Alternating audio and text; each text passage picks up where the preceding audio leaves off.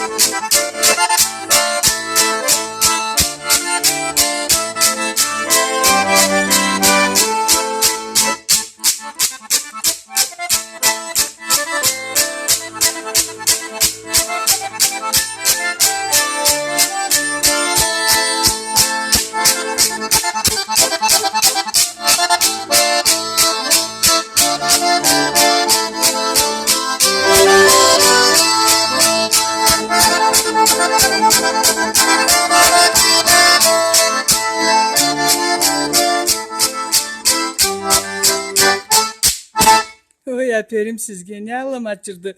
Үйге баресем компьютерлі тыңлайым. Ким жырлайды? Уяналаны Али бізде ол жырлайды. Іздеп табарма. Сау болуңыз.